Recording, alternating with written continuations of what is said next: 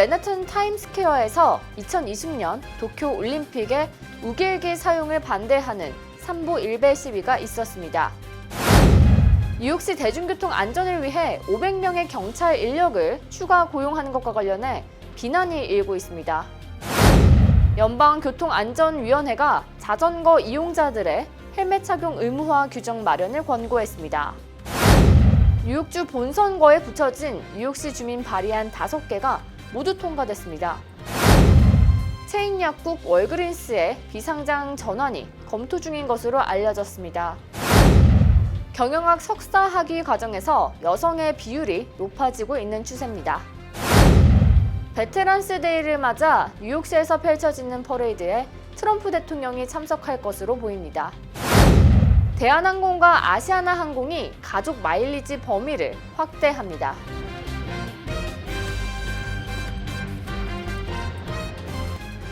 학자금, 결혼자금, 노후자금 준비. 뉴 밀레니엄 뱅크가 알뜰한 적금 상품을 준비했습니다. 3년 만기 적금 연이율 무려 2.65%, 무려 2.65%.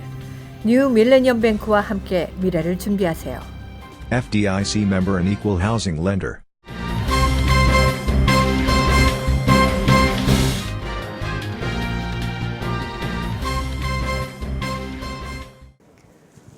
시청자 여러분 안녕하십니까? KBTV 뉴스9 전유진입니다. 첫 번째 소식입니다. 오늘 맨하튼 타임스퀘어에서 2020년 도쿄 올림픽의 우길기 사용을 반대하는 삼보일배 시위가 있었습니다. 현장에 박정호 기자가 다녀왔습니다. 2020년 도쿄올림픽 및 패럴림픽 조직위원회에서 우길기를 경기장에서 사용하지 못할 이유가 없다라는 입장을 밝혀 논란이 됐었습니다. 우리나라 대표단은 우길기는 한국을 비롯한 아시아권 여러 나라의 상처라며 올림픽에서 우길기 사용을 금지해달라고 요청했습니다. 미주 한인들도 우길기 사용 반대에 나섰습니다. 백악관 청원 사이트에 서명을 하고 나섰는데 서명자 수는 10만 명을 넘어섰습니다. 지금까지 세계 곳곳에서 우길기 사용을 반대하는 활동이 있었습니다. 그 가운데 오늘 맨하탄 타임스퀘어에서 도쿄올림픽의 우길기 사용을 반대하는 삼보일배 시위가 있었습니다. 김원웅 광복회장을 필두로 광복회는 만장과 우길기 사용 반대 이유가 담긴 전단지를 들고 시위에 참여했습니다. 그들은 나치의 백인 학살은 범죄시하면서도 일본 제국주의가 자행한 아시아인 학살에 대해서는 묵인하는 IOC의 인종차별주의적 행태에 대해서도 강하게 항의했습니다. 내년에 2020 도쿄올림픽에서 나치기는 허용을 안 하는데 우길기는 허용한다는 게 IOC 현재의 방침입니다. 그런데 그 학살, 침략 그리고 전쟁 범죄의 상징이라고 하는 면에서는 나치기나 우길기나 아주 똑같습니다. 일본의 우길기 문제를 세계적인 국제적인 공론화를 본격적으로 할 계획입니다. 또한 방사능으로 오염된 식품과 경기장 사용을 반대한다며 평화올림픽, 생명올림픽을 기원한다고 전했습니다. 현장에는 수십 개의 만장을 들고 현지 교민들이 동참했습니다. 외국인들도 참여해 눈길을 끌었습니다. This is an important message today against the symbol of Japanese militarism and war. It's understood very well in Asia that this is a symbol of offense, and the International Olympic Committee should not allow any symbol that shows such disrespect for other people. 이들은 뉴욕에 이어 런던, 암스테르담, 상하이에서 삼보일배 시위를 펼쳐나갈 예정입니다. KBTV 뉴스 박정우입니다. 뉴욕시 대중교통 안전을 위해 500명의 경찰 인력을 추가 고용하는 것과 관련해 비난 여론이 일고 있습니다. 앤드류 쿠오모 뉴욕 주지사는 지하철과 버스에 기존 2,500명보다 20% 많은 경찰 인력을 배치해 노숙자나 무임승차를 단속할 것을 발표했습니다. 반면 이 같은 예산을 다른 곳에 써줄 것을 원하는 사람들이 많은 것으로 나타났습니다. MTA가 예산 부족으로 휘청거리는 가운데 5천만 달러를 들여 경찰력을 증원시키는 것이 과연 필요하냐는 것입니다. 주민들은 오히려 예산을 지하철 현대화에 쓰는 것을 원하고 있는 것으로 보입니다. 제2차 세계대전 이전에 만들어진 지하철 신호 시스템을 바꾸는 것이 더 시급하다고 주장하고 있습니다. 또한 뉴욕시 범죄 발생률이 거듭 낮아지고 있다는 것을 강조했습니다. 이에 쿠오모 뉴욕 주지사는 최근 들어 지하철에서 폭력이나 절도 사건 등 범죄가 크게 늘어났다며 경찰력 증원에 예산을 사용하겠다고 설명했습니다. 뉴욕을 비롯한 미 전역에서 자전거 교통사고로 인한 사망자가 급증하고 있습니다. 이에 연방교통안전위원회가 자전거 이용자들의 헬멧 착용 의무화 규정 마련을 권고했습니다. 교통안전위원회는 지난해 자전거 이용자가 교통사고로 857명 사망했으며 이는 전년 대비 6.3% 급증한 수치라고 밝혔습니다. 현재 모든 연령에게 헬멧 착용을 의무화하고 있는 곳은 미 전역에서 단 한 곳도 없는 상태입니다. 뉴욕주의 경우 14세 미만의 자전거 이용자만 헬멧 착용을 의무화하도록 규정하고 있습니다. 뉴욕주 본선거에 붙여진 뉴욕시 주민 발의안 5개가 모두 통과됐습니다. 자세한 내용 박정호 기자가 전해드립니다. 선출직 공무원 선거를 순위 선택 투표제로 변경하는 첫 번째 발의안은 73.3%의 찬성으로 확정됐습니다. 이에 따라 2021년 1월부터 뉴욕시장과 공익옹호관, 감사원장, 보로장, 시의원 등 뉴욕시 선출직 공무원 선거에서 순위 선택 투표제가 도입되게 됩니다. 순위 선택 투표제는 유권자가 1순위부터 5순위까지 후보를 정해 투표하는 방식입니다. 개표 결과 과반 지지율을 얻은 후보가 없을 경우 가장 낮은 지지율의 후보를 탈락시키면서 탈락 후보를 1순위로 찍은 유권자들이 2순위로 표기한 후보에게 해당 표를 분배하는 것입니다. 과반 지지율을 획득하는 후보자가 나올 때까지 득표율이 낮은 후보를 순서대로 탈락시키는 방식으로 진행됩니다. 이 투표 제도는 결선 투표를 예방할 수 있는 대안으로 제시돼 최근 호응을 얻었습니다.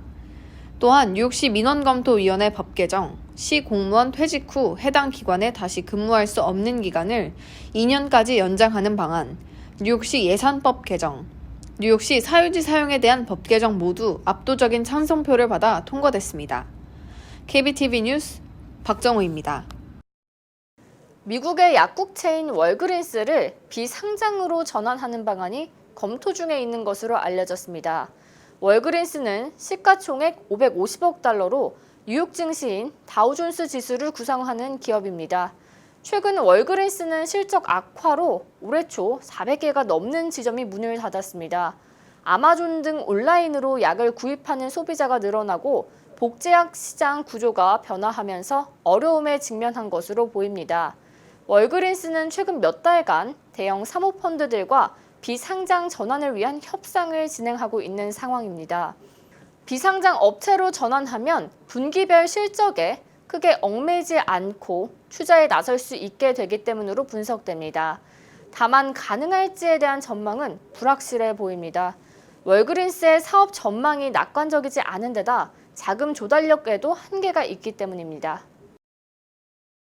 경영학 석사 학위 과정에서 여성의 비율이 높아지고 있는 추세입니다. 자세한 내용 박정호 기자가 전해드립니다. 월스트리트 저널은 19개 미국 주요 경영대학원의 올가을 신입생 중 여성 비율이 40%를 넘었다고 보도했습니다. 이는 작년보다 2% 높아진 수치입니다. 2011년도 여성 비율이 32%였던 것을 감안하면 매우 높은 수준입니다.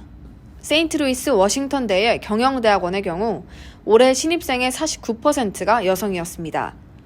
펜실베니아 와튼 경영대학원과 미시간대 로스 경영대학원도 여성 신입생 비율이 각각 45%에 달했습니다.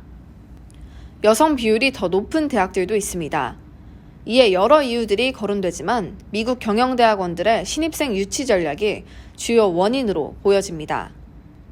미국 경영대학원은 월가나 대기업 입사를 위한 패스트트랙으로 여겨져 왔습니다. 그리고 최근 창업과 첨단산업 등 학위 과정을 다양화하면서 육아 휴학과 같은 지원 제도를 강화했습니다. 이런 노력들이 뒷받침되어 많은 여학생들을 모집하는 데 성공한 것으로 예상됩니다.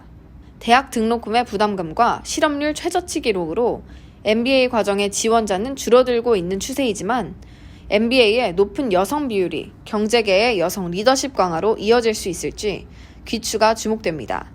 KBTV 뉴스 박정우입니다. 월요일은 베테랑스 데이입니다. 베테랑스 데이를 맞아 맨해튼에서 트럼프 대통령이 연설을 할 것으로 보입니다. 자세한 내용 이창원 기자가 보도합니다. 월요일 베테랑스 데이를 맞아 도널드 트럼프 대통령이 뉴욕시 베테랑스 데이 100주년 기념 행사에서 연설을 할 예정입니다. 기념식에서 연설을 한 후 메디슨 스퀘어 파크에 있는 영원한 빛 추모비 Eternal Light Memorial에 환호할 것으로 보입니다. 트럼프 대통령은 1990년대 이래 꾸준히 뉴욕시 베테랑스 데이 퍼레이드를 후원해 온 것으로 알려졌습니다. 1985년에는 워럴스트리트에 있는 베트남 참전 용사 기념비를 건립하는데 $100만 기부했습니다.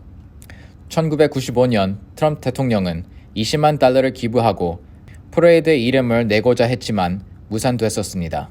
이번 100주년 행사에서 트럼프 대통령이 참석하게 되면 퍼레이드에 참석하는 최초의 대통령이 될 것으로 예상됩니다. KBTV 뉴스 이창환입니다. 대한항공과 아시아나항공에서 시행 중인 가족 마일리지 합산 제도가 범위가 확대됐습니다. 마일리지를 공유할 수 있는 가족의 범위와 수가 늘어났습니다. 대한항공의 경우 가족 마일리지 합산은 본인을 포함해 5인까지 가능합니다. 등록 가능한 가족의 범위는 배우자, 자녀, 부모, 형제, 자매 등 직계 가족은 물론 친외 조부모, 친외 손자녀, 배우자의 부모, 사위와 며느리까지도 가능합니다. 아시아나항공의 경우 가족 회원 등록 인원을 기존 5인에서 8인으로 늘어났습니다. 가족의 범위는 대한항공과 동일합니다. 다만 합산법에서 두 항공사의 규정이 조금 차이가 납니다. 아시아나항공은 가족 마일리지를 합산해 사용할 경우 본인의 마일리지부터 우선 모두 사용한 후 부족한 부분만 가족 회원의 마일리지를 합산해 쓸 수 있습니다. 하지만 대한항공은 본인의 마일리지 보유 유무에 관계없이 등록된 가족의 마일리지를 공유해 사용할 수도 있습니다. 이 제도를 이용하기 위해서는 본인과 가족 관계를 증명할 수 있는 서류와 생년월일을 확인할 수 있는 서류를 지참하고 해당 지점을 방문하거나 항공사 웹사이트를 통해 등록하면 됩니다.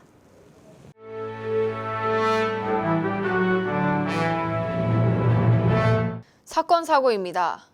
미국 캘리포니아주의 몬터레이 카운티 교도소에서 살인 혐의로 수감된 2명이 화장실 천장을 뚫고 탈옥하는 사건이 발생했습니다. 그들은 감시 카메라가 잡히지 않는 사각지대 인근 천장에 한 사람이 겨우 빠져나갈 만한 크기의 구멍을 뚫은 뒤 이곳을 통해 탈출했습니다. 당국은 $5,000의 현상금을 걸고 이들의 행방을 추적하고 있습니다. 미국 시카고 인근의 치킨 전문 체인점 버팔로 와일드윙즈에서 백인 단골 손님이 불편해한다며 흑인 손님 18명에게 자리 이동을 요구한 것으로 드러나 인종차별 논란이 일고 있습니다. 생일 파티를 위해 이곳을 찾은 흑인 가족들은 음식을 기다리다 자리를 옮겨달라는 요청을 받았습니다. 옆좌석의 백인 단골 손님이 근처에 흑인들이 앉는 걸 원하지 않는다는 것이 이유였습니다. 이들 일행은 이 요구를 거절했지만 식당 매니저들까지 나서서 자리 이동을 강요해 식당을 나왔다고 밝혔습니다. 이후 SNS와 기자회견을 통해 이 사실이 알려지면서 지역 여론은 들끓기 시작했습니다.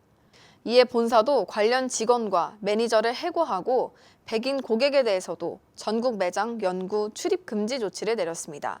지난달 워싱턴주 시애틀 인근의 한인 테리야키 식당에서 발생했던 무장 강도 및 성폭행 사건은 체류 신분에 관계없이 강력 사건 피해자들에게 제공되는 유비자를 노린 자작극이었던 것으로 드러났습니다.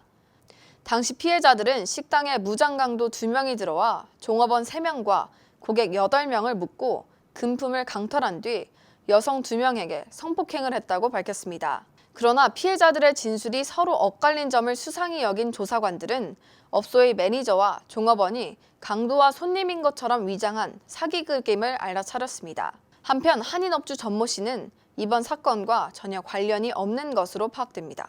LA 다저스 류현진이 내셔널리그 사이영상 최종 후보 3명에 선정됐습니다. 현재 류현진은 2019 메이저리그 평균 자책점 전체 1위입니다. 나머지 2명의 후보는 작년 수상자인 뉴욕 매츠의 제이컵 디그롬, 월드 시리즈 우승 투수이자 워싱턴 내셔널즈의 맥스 셔저입니다.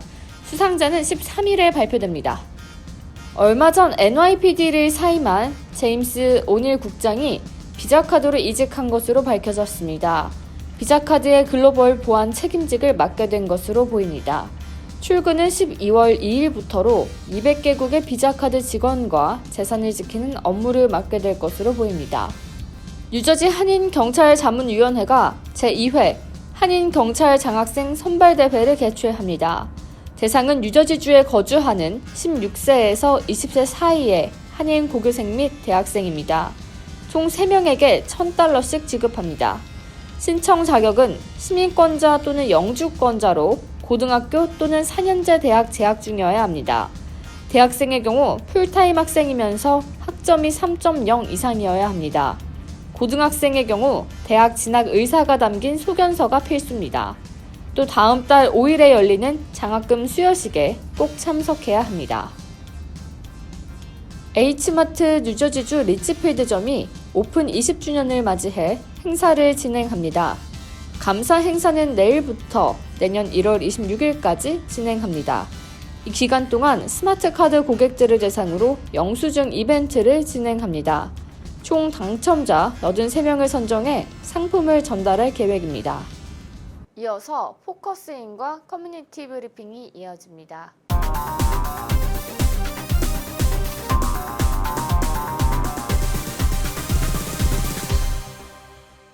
오늘 포커스인 시간에는 미주 한인 이민사 박물관장 김민선 씨를 모시고 미주 한인 이민사 박물관에 대해 알아보는 시간을 가지겠습니다.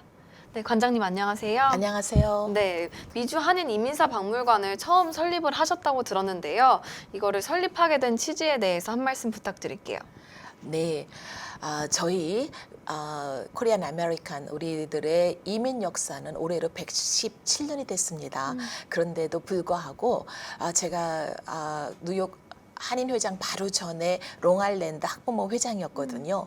그때 5년 전에 왜 우리는 이렇게 참 5천년의 찬란한 문화도 갖고 역사를 가진 민족인데 미국에 와서 살면서 남들한테 우리가 이렇다고 보여줄 만한 장소가 없다. 그런 이야기들을 많이 듣고 우리가 그럼 작지만 우리가 지금부터라도 박물관을 세울 수 있도록 우리가 하나의 협의체를 만들어서 진행을 해보자 해서 카이프라고 우리가 박물관 코퍼레이션을 설립을 했습니다. 그리고 제가 한인회장이 되고 나서 이제 우리 이사회에 상정을 해서 이렇게 박물관은 우리 2세들에게 우리가 한인으로서 뿌리 교육과 정체성뿐만 아니라 우리가 미국 이민 역사 발전에 어떻게 기여해 왔는가 우리가 자랑스럽게 홍보할 수 있는 공간을 만드는 일이니까 한인회가 적극적으로 이것이 추진될 수 있도록 도와야 된다 이렇게 말씀을 드렸고 그 당시 이광양 이사장님이셨거든요. 이광양 이사장님께서 이사회에서 만장일치로 동의를 얻어내서 그때부터 저희들이 동력을 받아서 4년간 진행을 했고 그래서 지금 뉴욕 한인회관 6층에 목화 박물관이 건립된 겁니다. 너무 좋은 취지로 설립이 된 것 같은데요. 네. 박물관의 컨셉에 대해서도 한 말씀 부탁드릴게요.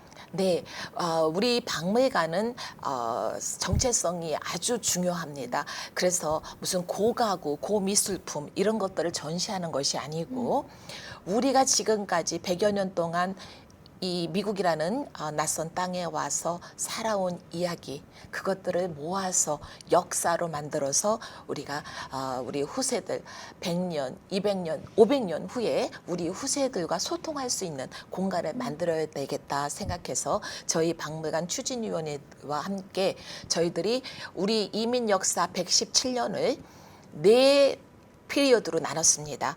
초기관, 중기, 근대 그리고 현대사 이렇게 해서 4개의 관으로 만들었고 거기에 또 우리의 아픈 역사지만 우리가 후세들에게 교훈으로 삼기 위해서 위안부관, 소녀상 이렇게 만들었고 또 코넬 대학교에 40년 동안 재직하시면서 평생 모으신 조선시대 고가구, 고미술품 120점을 그 이재로 교수께서 저희 후세들에게 이 한국 문화를 알리자 싶어서 모집했는데 그거를 모았는데 그것을 우리 박물관에 도네이션을 해주셔서 민속관 그리고 또 이 박물관에 와서 과거 뭐 현재까지는 배웠는데 우리 후세들이 미래 앞으로 우리가 어떻게 나가야 되는가 이러한 비전을 주기 위해서 미래관까지 그렇게 해서 6개 관을 만들었습니다.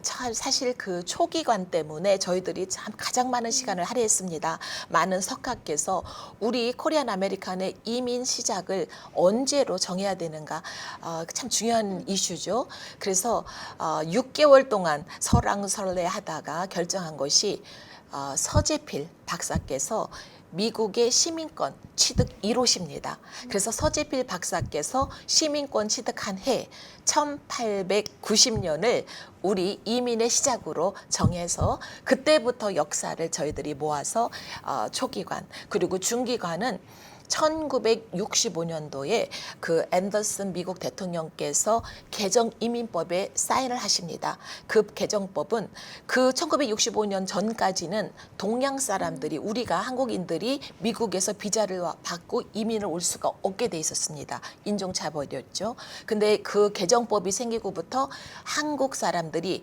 이민 가방 가지고 이민 오는 그 문호가 열린 겁니다. 그래서 1965년도에 우리 이민 역사가 바뀝니다. 대거 이민 시대로. 그 전까지 초기에는 사실 그 하와이 사탕수수밭에 거의 노예 생활을 하다시피 적은 그 임금 받고 이래서 하와이 사탕수수밭, 새우잡이밭 이런 곳에 새우잡이 배에 타기 위해서 이렇게 이민을 왔고 2000년도에는 이제는 미국에서 취업비자 코로나가 생겨서 많은 이들이 유학을 왔다가 거기서 미국에서 취업비자 H1을 받고 여기서 더 거주를 하면서 영주권을 받고 시민권을 받는 이러한 고학력 그 이민으로 형태가 또 바뀌었습니다. 그렇게 해서 우리들의 이민 역사, 우리의 이야기에 따라서 저희들이 그렇게 4가지로 나누고 미래관, 위안부관, 미래관 이렇게 민속관 이렇게 7개가 된 거예요. 네, 관장님 그렇다면 현재 한인 이민사 박물관에 대한 특별한 계획이 있으신가요?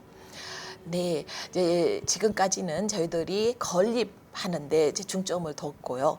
그래서 미국 최초로 우리 민간 자본으로 우리 스스로 작지만 이렇게 미주 이민사 박물관을 건립했어요. 앞으로는 이러한 박물관의 제 생명은 많은 좋은 소장품을 우리가 전시해서 많은 후세들에게 우리들이 정말 미국에 와서 어떻게 희생을 해서 오늘날이 왔는가 본인들이 와서 느끼고 숙연해질 수 있는 공간을 만들기 위해서 사실은 장소도 지금은 아주 협소해요. 그래서 많은 그 전시품을 저희들이 전시할 수 있는 공간이 없거든요.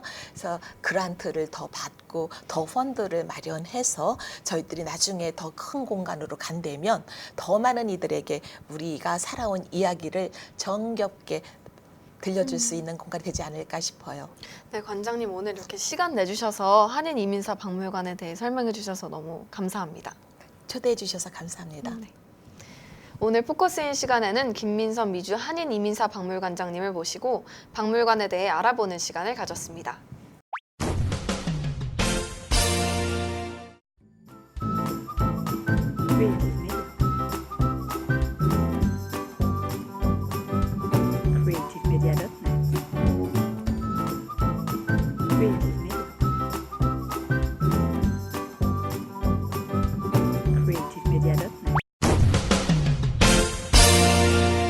이어서 환율과 증시 전해드립니다.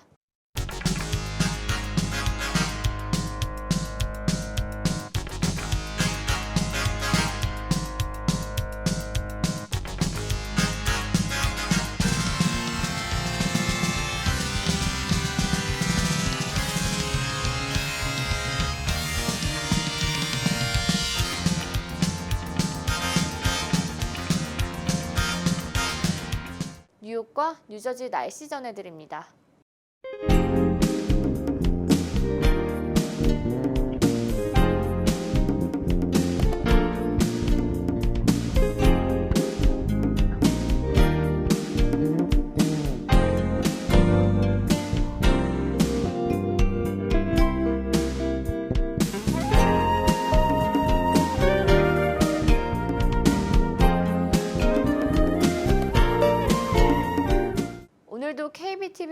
뉴스9을 시청해주신 여러분 고맙습니다. 편안한 저녁 보내시기 바랍니다. 학자금, 결혼자금, 노후자금 준비. 뉴 밀레니엄 뱅크가 알뜰한 적금 상품을 준비했습니다. 3년 만기 적금 연이율 무려 2.65%, 무려 2.65%.